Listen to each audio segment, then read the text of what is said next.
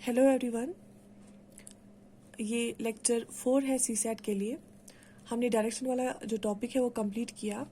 आज हम एक और टॉपिक ले रहे हैं, वो है स्पीड, टाइम एंड डिस्टेंस। ये भी एक इजी टॉपिक है। आपको कुछ इंपॉर्टेंट पॉइंट्स और कुछ कॉन्सेप्ट्स इसके रिलेटेड याद रखने हैं, कुछ फॉर्मूलाज याद रखनी है। और वंस आप वो अच्छे से पढ़ लें, अच्छे से आपको याद रहे, तो उसके बाद आप कोई भी क्वेश्चन कर सकते हैं। और उसके बाद जितने भी आप प्रैक्टिस करेंगे उतना आपके लिए इजी हो जाएगा एग्जाम में क्वेश्चन करना, और एक कॉन्फिडेंस गेन हो जाएगा। तो लेट्स बिगिन। तो जो टॉपिक है आज का वो है स्पीड, टाइम एंड डिस्टेंस। तो आपको पता होगा, जब भी हम कोई ऑब्जेक्ट मोशन में देख रहे हैं, फॉर एग्जाम्पल बीट अ बस या ट्रेन होती है, या जो इंसान चल रहा होता है, जब भी मोशन की बात आती है तब स्पीड की भी बात आती है। अगर हम दो बसेस को देख रहे हैं, एक स्लो चल रही है, एक फास्ट चल रही है, तो जो फास्ट चल रही है तो उस टाइम स्पीड आती है, हम बोलते हैं कि इसकी स्पीड क्या है। जो फास्ट चल रही होगी उसकी स्पीड ज़्यादा होगी, और जो स्लो चल रही होगी उसकी स्पीड कम होगी। तो हम ये स्पीड देखते कैसे हैं, तीनों पैरामीटर्स यूज होते हैं, इसलिए स्पीड के टॉपिक में हम तीनों लिख रहे हैं। फॉर एग्जांपल स्पीड भी, टाइम भी और डिस्टेंस भी, क्योंकि जो स्पीड की फॉर्मूला है उसके लिए हमें डिस्टेंस और टाइम पता होना चाहिए। फॉर एग्जांपल जो पहला जो पॉइंट आपको इसमें याद रखना है, इंपॉर्टेंट पॉइंट, जो स्पीड होती है वो क्या होती है। स्पीड क्या होती है? स्पीड होती है कि आप कितनी डिस्टेंस ट्रैवल कर रहे हैं, डिस्टेंस ट्रैवल कितने टाइम में, डिवाइडेड बाय टाइम। आपने कितना डिस्टेंस ट्रैवल किया और कितने टाइम में किया, वो स्पीड होती है आपकी। ठीक है, तो पहला पॉइंट आपको क्या याद रखना है? स्पीड की फॉर्मूला याद रखनी है। Speed is equal to distance travel divided by time. अगर इन तीनों में से तीन पैरामीटर्स आ गए, स्पीड आ गया, डिस्टेंस आ गया और टाइम आ गया, अगर इन तीनों में से कोई भी आपको निकालना है, दो दे के है, तो आप निकाल सकते हैं। अगर आपके पास डिस्टेंस और टाइम है, आप स्पीड निकाल सकते हैं। अगर आपके पास स्पीड और टाइम है, आप डिस्टेंस निकाल सकते हैं। इन द सेम वे, अगर आपके पास डिस्टेंस एंड टाइम है, आप स्पीड निकाल सकते हैं। तो तीन में से दो पैरामीटर्स होंगे, आप तीसरा निकाल सकते हैं। तो ये पहला पॉइंट था आपके लिए। ठीक है, इन द सेम केस आपको पता होगा, अगर डिस्टेंस अब अगर हमें निकालनी होगी, जब डिस्टेंस हम यहाँ पे रखेंगे तो ये बराबर होगी स्पीड इनटू टाइम। और सिमिलरली अगर हमें टाइम निकालना होगा, दैट मीन्स यहाँ पे हम लाएंगे, टाइम किसके बराबर होगा? Distance divided by speed. ये तो सिंपल है। तो ये रही पहली फॉर्मूला। अब दूसरा पॉइंट है, जब भी हम स्पीड की बात करेंगे, स्पीड के साथ एक यूनिट रहता है। फॉर एग्जाम्पल हमने बोला speed is equal to distance travel divide by time. तो अगर जो स्टैंडर्ड वाला ये यूनिट लेंगे, डिस्टेंस का है किलोमीटर डिवाइडेड बाई आवर होगा। ठीक है, या ये मीटर पर सेकेंड भी हो सकता है, या किलोमीटर पर आवर होगा, या मीटर पर सेकेंड, डिपेंड्स। अगर हमें मीटर्स में डिस्टेंस देके है और टाइम सेकेंड्स में देके है, या किलोमीटर्स में डिस्टेंस देके और टाइम आवर्स में देके है। अब अगर हमारा जो डेटा देके है वो किलोमीटर पर आवर है, लेकिन क्वेश्चन में जो आंसर है ऑप्शंस वो मीटर पर सेकंड में है, तो हम कन्वर्ट कैसे करेंगे? तो इसके लिए एक इजी फॉर्मूला है, वो आपको याद रखनी है। या अगर मीटर सेकंड में हमारा डेटा देके है लेकिन जो ऑप्शन है उसमें किलोमीटर पर सेकंड है, तो हम कन्वर्ट कैसे करेंगे? तो आप ये याद रख लीजिए, अगर आपको स्पीड को कन्वर्ट करना है, जो एक ऑब्जेक्ट की स्पीड है उसको कन्वर्ट करना है किलोमीटर पर आवर से टू मीटर पर सेकेंड। अगर आपको किलोमीटर पर आवर से मीटर पर सेकेंड में करना है, तो आपको क्या करना है? आपको मल्टीप्लाई करना है आंसर को। आपको स्पीड को क्या करना है? आपको स्पीड को मल्टीप्लाई द स्पीड किससे? 5/18, 5/18 से। ये कैसे आएगा ये हमको आपको बाद में बोलेंगे। आप ऐसे भी याद रख सकते हैं। आपको पता है 1000 मीटर्स 1 किलोमीटर के बराबर होता है, और 3600 सेकेंड्स 1 आवर के बराबर होता है।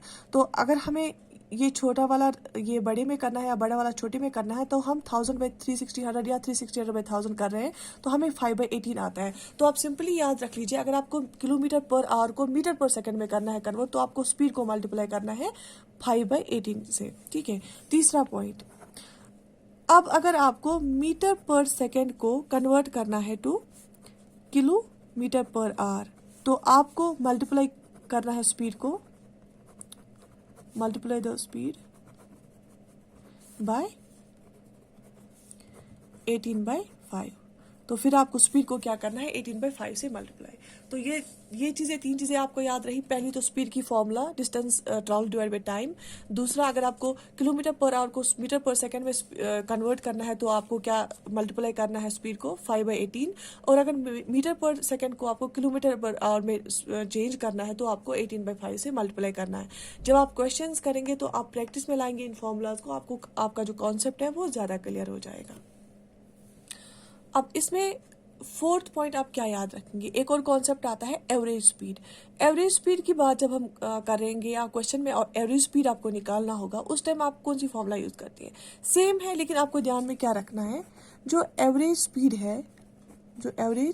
स्पीड है वो होती है बराबर कि टोटल डिस्टेंस आपने कितनी कवर की, टोटल डिस्टेंस कितनी कवर किया आपने, total distance cover divided by total time taken, total time taken.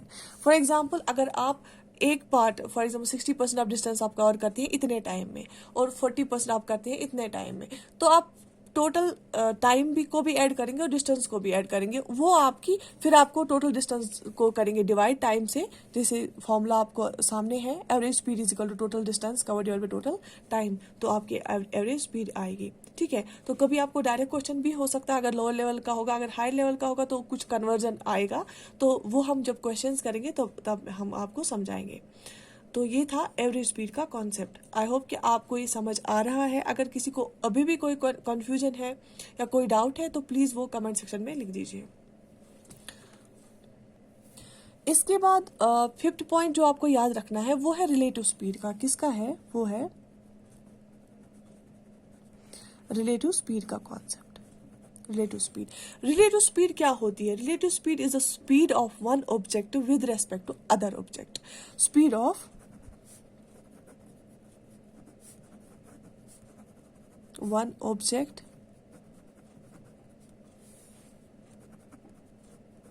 with respect to other object।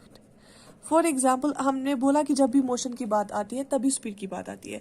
अगर दो बसेस चल रही हैं, अगर हम दो बसेस चल रही हैं, चाहे डायरेक्शन कौन सी भी हो, अगर हम रिलेटिव स्पीड की बात कर रहे हैं तो हम देखेंगे एक बस की स्पीड क्या है विद रेस्पेक्ट टू अदर बस, तो या दूसरी बस की स्पीड क्या है विद रेस्पेक्ट टू फर्स्ट बस। तो जब ऐसी सिचुएशन आती है उसको हम रिलेटिव स्पीड बोलते हैं।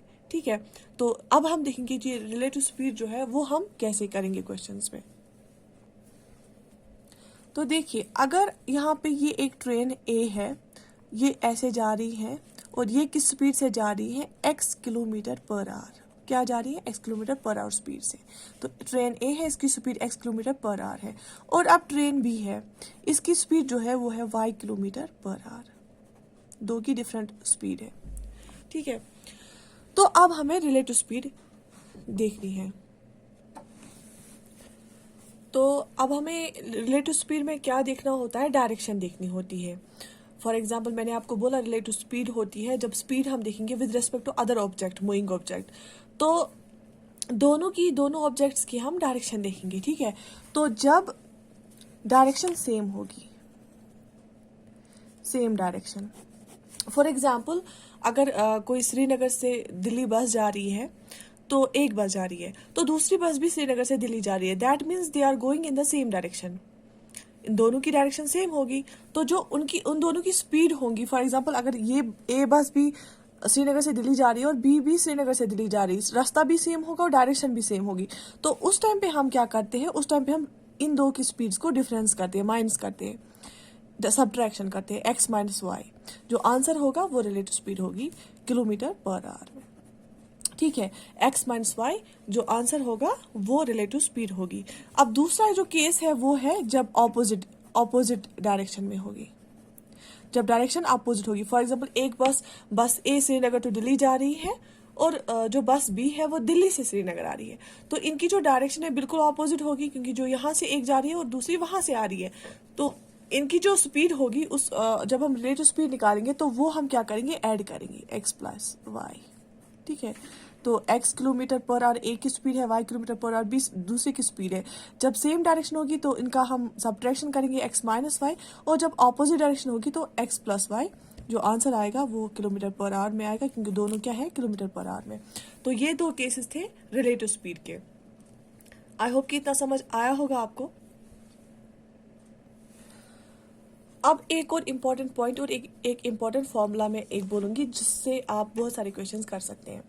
अभी हमने एवरेज स्पीड का पढ़ा, लेकिन तब हमें पता था कि जो डिस्टेंस और टाइम हमें देके था, टोटल डिस्टेंस कितनी थी और टोटल टाइम कितना था। लेकिन अगर अब आपको फॉर एग्जांपल मैं बोलूंगी कि मैं घर से जाके स्कूल गई और फिर मैं स्कूल से वापस घर आ गई, ठीक है। तो जब मैं स्कूल, यहाँ से स्कूल जा रही हूँ और स्कूल से घर आ रही हूँ, दोनों डिस्टेंस सेम ही है, लेकिन मैं बोल रही हूँ कि यहाँ से मेरी स्पीड एक थी, मैं यहाँ से फास्ट गई क्योंकि क्लास जल्दी थी, और वहां से मैं आराम से आ गई। दैट मीन स्पीड मेरी डिफरेंट है, लेकिन डिस्टेंस भी सेम है, स्पीड डिफरेंट है। तो उस टाइम पे अगर ये केस ये है और आपके पास सिर्फ 2 स्पीड्स दे के हैं और आपको एवरेज स्पीड निकालनी है, तो आप कैसे करेंगे? तो इसके लिए आप फॉर्मूला देख लीजिए।